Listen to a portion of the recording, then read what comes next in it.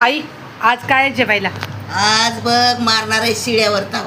अरे बापरे. सकाळी केलं तर मानसीनं छोले चपाती, हां नाश्त्याला पण तिनं गोड काहीतरी बनवलं होतं. हां मग आता दुपारी विचारलं तिनं, म्हणजे आई तुम्हाला काय बनवायचं? म्हणलं आता काय बनवती ग? छोले चपाती तर मला नाही आवडत. मग म्हणली काय बनवू? म्हणलं शिळी भाकरी आहे का? ती म्हणजे बघते थांबा. मग बघितली 3 कोरा भाकरी. म्हणली हाय पण आई थोडी वाळली. म्हणलं वाळली तर त्याचं तुकडं कर. मग तिनं बनवलं बघा असं तुकडं मस्त. आणि मी घेतली चपाती, चटणी शेंगदाण्याची, लोणचं आणि गावच्यासारखी गवार खायला कच्ची. तर बघा आम्ही गावची माणसं मराठवाड्यातली, पण चुकून मुंबईला स्थायिक झालो.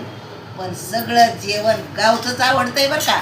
तर असं जेवण कुणाकुणाला आवडतं. आणि शिळं बघा तुकडं बनवलं, 60 रुपये किलो ज्वारी झाली आहे.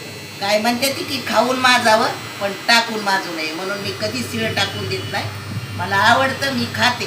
तर ह्याच्यावर कुणाकुणाचं काय मत आहे ते नक्की सांगा. आणि चटणी बरोबर भाकरी बरोबर ही आजी कच्ची गवार कोण कोण खातं ते पण सांगा. या मंडळी जेवायला.